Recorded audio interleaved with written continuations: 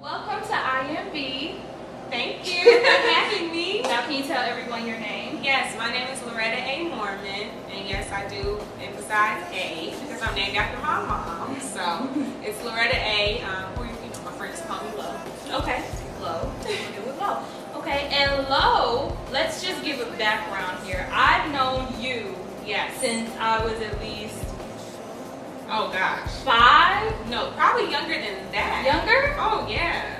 Okay, younger than 5. Probably since I was 5. Okay, since she was 5, but I always looked up to Loretta. She was like a big sister to me. I always used to follow her around because now you are an author. How does that feel? It is so surreal.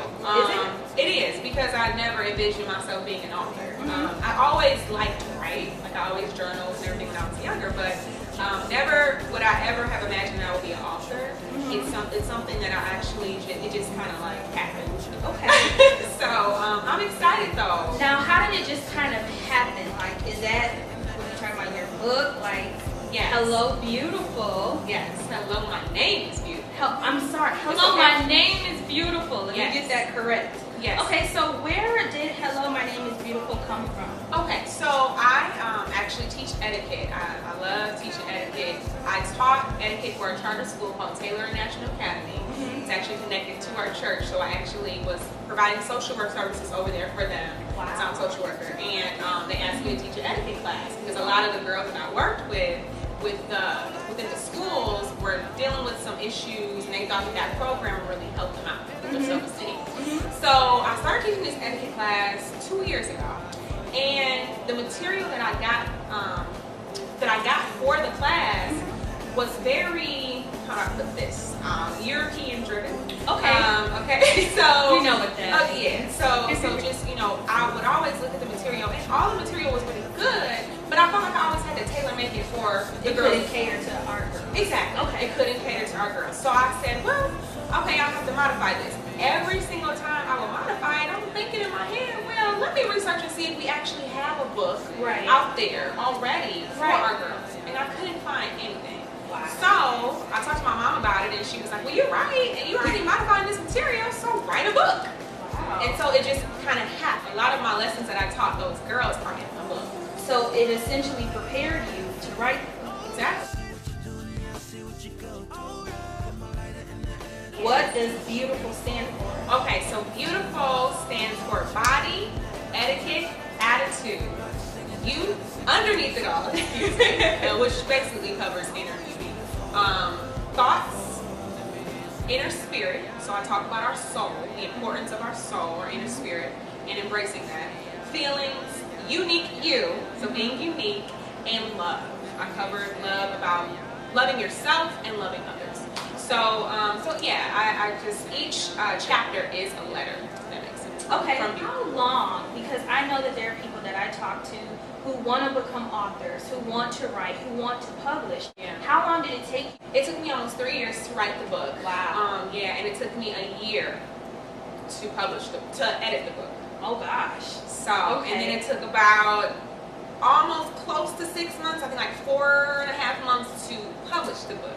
Wow. So it took a long time, and that's why when you ask me how does it feel to be an author, it's surreal because it was such a long process. You had to have patience. I had to have patience. I had to, I had to really just keep writing the vision, and that's the thing. When I see that it's manifested, it's like, oh my gosh, like I believe now I can do everything that I put my mind to do, and so I encourage girls, even when I speak and in my book, if you believe that you can do something and you write it down, it's gonna happen. So, I'm just a firm believer of that. Okay.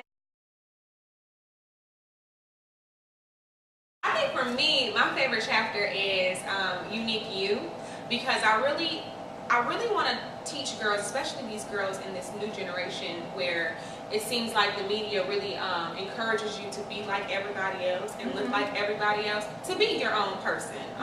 So when I talk about being uniquely you, it's just basically saying, like, just do you. Like, it doesn't matter, what the next girl looks like. It doesn't matter what the media tells you should look like.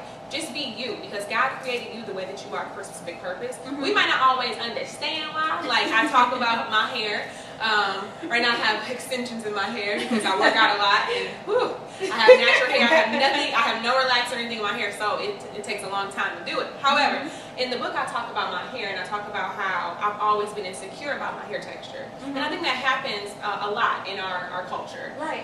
If you don't have good hair, the hair that you can just wash and wet. Good hair. Yeah, good hair. What You is see, good yeah, hair? you see, I did that. But seriously, if you don't have it, you feel bad, and I did, because I grew up in predominantly white schools, and I think that you did as well. Yes, we were the minority in our school, so my best friends had the good hair. You know, when we would go swimming, their hair would be silky and wavy, and my hair would look like It would poof up. Right. Yeah. So I went through that, and I went through those insecurities, and then one day I just had to wake up and say, you know what? I don't know why you made my hair like this, Lord, but you made it for a reason. And then I started realizing that my hair texture, even though it's coarse and kinky, it holds a hairstyle.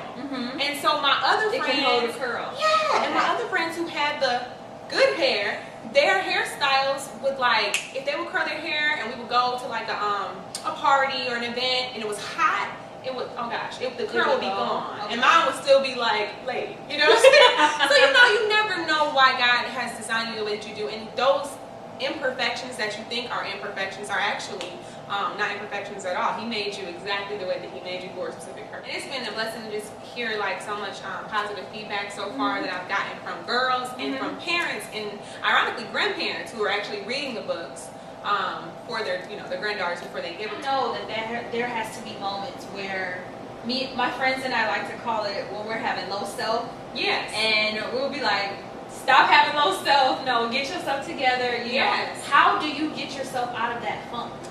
What I do, and it might sound so cliche, but what I do is I just put myself around positive people and keep positive images and positive things around me. So like one of the biggest things that I do for myself is verbal affirmations. I'm a firm believer that affirmations will help you throughout your day, throughout your years, throughout your season of funk or your low self, your low self moments. So one of the things that I've been saying to myself this past month is I am encouraging. I am encouraging. I am encouraging. And it helps me because right now with the book being out and with me trying to get speaking engagements or interviews done and things like that, it becomes kind of stressful. Right. So the enemy will come in and be like trying to give me these discouraging thoughts, like you can't do it. You might as well stop now. Your book's not gonna be prosperous. You're not gonna do nothing. You ain't gonna succeed. And so I have to keep fighting him back, and I have to keep saying, no, I am encouraging. I'm encouraging. I'm encouraging to others. I'm encouraging to myself. So the verbal affirmations and just staying on positive boat. Please get away from negative people. Get away from that negative girl who always has a sad story. Who I know you want to help her because I'm the same way. Right. The Debbie Downers. That spirit transfers. It does. So when you are always around negativity, trust and believe if you're going to become negative. Now, for those who have that negative aura around them, but they can't leave, like say for instance, if a girl come across your book, and she has a negative family, what do you say to her? She has to just be like the little engine that could, and seriously, and think positive thoughts, because I always talk about the little engine that could. I know it's a childhood story, but I mean the reality was that engine was around all negative engines. All the other engines were telling the little engine that could that she couldn't do it. I call it a she. We just switched the story around a little bit. She's a girl. Because girl power. But anyways, they kept telling her you're too little, you're too slow, you can't do it. Negativity all around her, all day, all long. She couldn't get out that junkyard because that was her home. Right? But she kept saying, I think I can. I think I can. So you have to be able to, for yourself, know for yourself that you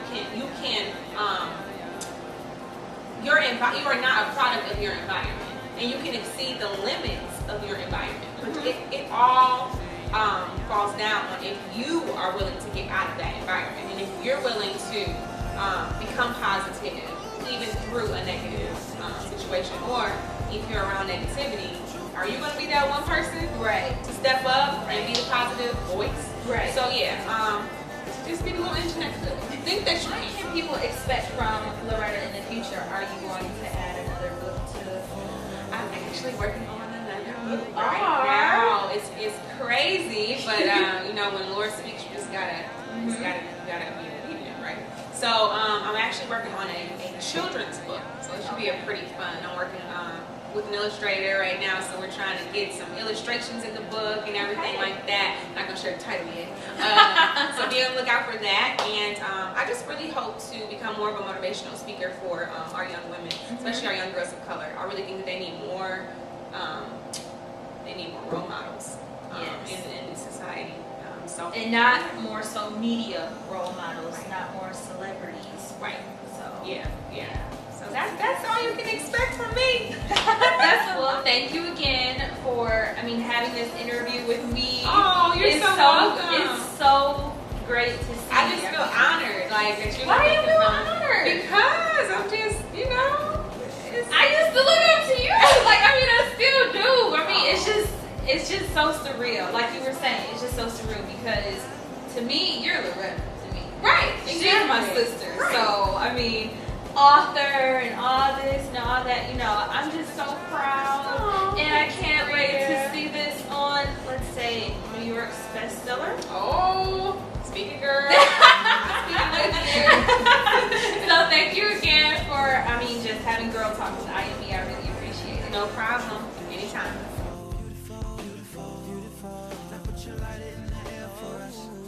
Everybody singing together, sing a new song. Put your lighter in the air for love. It's beautiful.